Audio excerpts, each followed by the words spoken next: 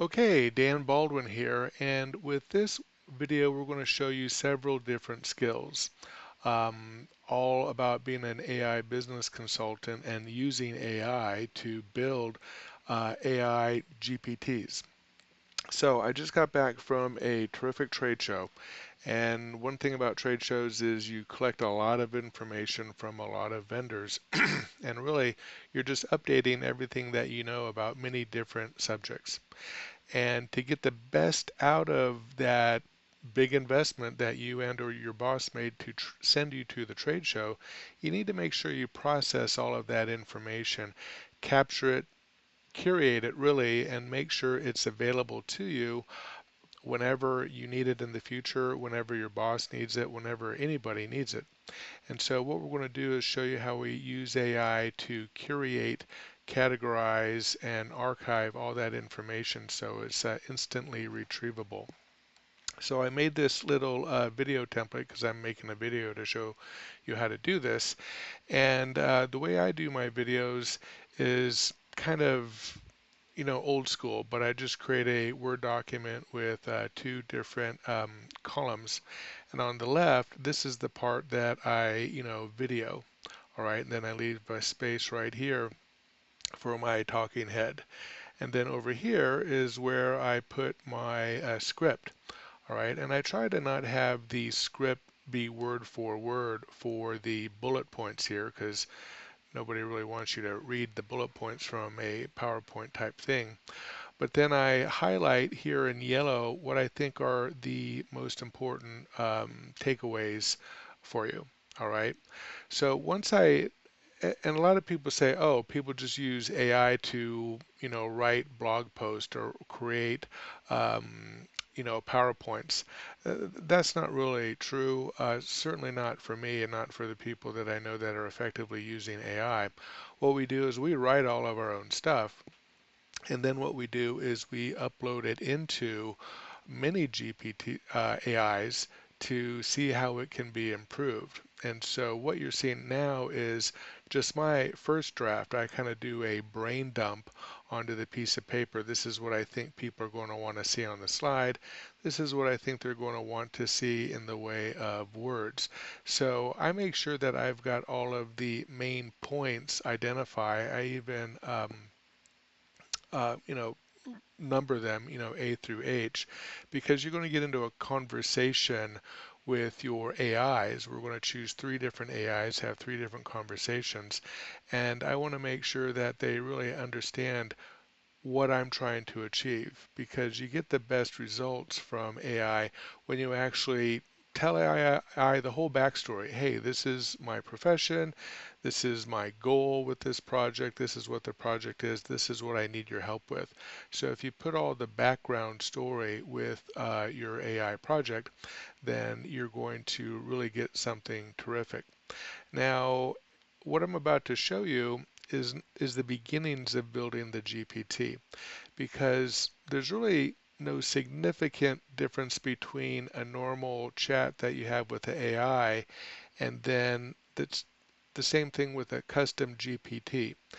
The whole deal about a custom GPT is it's the packaged result of your first serious interaction with the AI. All right, so the AI you have, it's like talking to an intern, it's like talking to a new employee that you're teaching something. What you do is you give it all the background materials, upload a bunch of files, and then say, here's how we're going to process these files, and this is how we're going to categorize them, and this is what I want the output to look like. Basically, you're creating a recipe, no different than making a recipe for making a chocolate cake.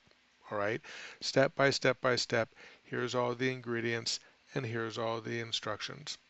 All right, and then you put that all into your AI, and then the AI finally belts out what's the perfect response. Oh, that's perfect. I uploaded a bunch of files, the AI synthesized it, and then it exported something out that I can then use. Now, what we're trying to do is with our trade show notes, we want to First of all, upload, I've got like 20 recordings from 20 different sessions. So I upload the individual recordings, the MP3s from my phone, into an online AI that transcribes it and then summarizes everything. Then I download them. So I've got 20 separate individual files. Then once I have that, then I start, talking to the AI about sorting it out and then matching it to the session description, whoever the speakers were. Because what I want to do is I want to have like a little encyclopedia when I'm done, divided up by the different topics, the different keywords. So in the future, if I say, oh, hey, trade show AI GPT. What was that thing that one guy was talking about super secret project XYZ? And then it'll say, oh, yeah, here it is, ba ba ba bum. And it was within this section. And then you can ask questions. Well, what was the point of that whole thing? Remind me again. What was the analogies or what was the examples he was using? And next thing you know, you instantly have all that information. So what we're building is a custom GPT that has perfect and instant recall, like they were sitting into that trade show session with you, and then that information is available to you. When you turn it into a custom GPT, you basically save it just exactly as it was when you finish with that original session. It might be, might have taken you 90 minutes to do. And when you want to do it again, you don't want to recreate that whole thing 90 minutes building everything up in one at a time, because when you turn off a chat, it just goes away. It's like it never really happened. Now, I know ChatGPT says it remembers things now, but it ain't like saving it like a custom GPT. So what you do is you save all of your steps, and then what you do is you basically create it one more time in the custom GPT part of the Chat GPT, and then you can save it. Now, when I made my first custom GPT, it was about, I took one Excel spreadsheet that was, really poorly sorted that I would get from one vendor, but I needed to convert it to something else for a different vendor, and I had to do that 100 times. All right. And so what I did was I created a ChatGPT session. I walked it through the 15 steps to convert it from one to the other, and then I saved it as a custom GPT, and then the other 99 times that I had to do it, I just opened the custom GPT, uploaded the Excel spreadsheet that was misformatted. 30 seconds later, I had the formatted one in the correct formatting. And so as you can imagine, it just saves you a ton of time. So what we're doing is you're looking for something that's repeated quite often. It's drudgery work, and then you create the chat GPT, you save it, and then anybody can use it who has access to it. Now, when you do it on the OpenAI ChatGPT platform, the only people that can have access to it are people that if you make it public in the ChatGPT store, certainly anybody can see it, or you make it a private link and then only people you send it to. But the catch is, for them to use it, they have to have a ChatGPT login. They used to have to pay 20 bucks. They don't have to do that anymore, but they still have to log into ChatGPT. And now, if they don't have a problem with that, hey, no problem. Then you're all good to go. You got what you want. But what most small businesses want is not to have their customers and prospects go into ChatGPT to then use their app, because you can't really monetize a ChatGPT app. They want to export it from the ChatGPT walled garden and then either connect it to a URL that they can white label, so it doesn't even say ChatGPT on it. It says, Dan's super awesome trade show app.com, or we get iframe cut and paste code and we put it on our website. And then the same thing, Dan's awesome trade show app. And then I can go ahead and monetize it if I choose to, or control access to it in one way or another. So what we're going to show you here is kind of the several steps that we go through to start from this scratch, where I have all this information that I brought home from the trade show. And then I'm going to create a regular ChatGPT session or a regular AI session, synthesize it all, because whenever you're doing a custom GPT, you're almost always practicing first in the non-custom GPT environment until you get it just right. You're writing down all the steps so you can replicate it again. And once you see you've done it correctly, and I do this sometimes in Claude, Anthropic's Claude, is I'll build the actual first app, the idea for that, make sure it works. I actually like working in Claude a lot better than ChatGPT sometimes. But then I'll bring it over to make sure I can replicate it in the ChatGPT custom GPT section. All right, and then I'll create it all and see that it works. And so those are two different platforms. And then another platform, I'll put it into, it's called AppDirect.ai. It's kind of AppDirect AI is kind of a ChatGPT wannabe, but only much more commercial, to see if I can get it working there. And then finally, there's a brand new awesome app called Pay Me for My App AI app, pmfm.app, and then you can monetize it with the Stripe account, get paid, instantly, people using your app, and then you can also put it on a custom white labeled URL and just give people the URL and boom, they're instantly on your app. Or you get the iframe code and you can put it on your website. So that's kind of a whole big build up to the kind of an overview of what we're doing here. All right, but you can see there's a whole lot going on. It's all got to do with AI, but we're not talking about ivory tower stuff. We're talking about actual things that you're going to do for your own business or other people that have a business and a requirement similar to yours, and you're going to boil it down to just a simple app. And when you think of an AI app, a custom GPT app, it's no different than the app that you have on your iPhone or your Android, where the navigation app, you downloaded it, it works great, or it doesn't. Then you get a different app or a different app or a different app. Sometimes you buy the apps or you rent the apps. That's what we're talking about here. But as difficult as it can be to create, especially an iPhone app or an Android app, we're basically creating the same sorts of apps, all right, but we don't need any code. We can do it instantly just by thinking of an idea and talking that idea into existence as an app on any of these platforms. So the app is really separate from the different platforms. It's just an idea, an invention, if you will. All right. And then what you do is you test it out on several different AI app platforms to make sure that the app itself, the business functionality you're trying to achieve, is portable from AI app to AI app. And then what you'll do is, if you want to monetize it, then you eventually want to get it into pmfm.app, because that's the one where you can get paid, with the Stripe account.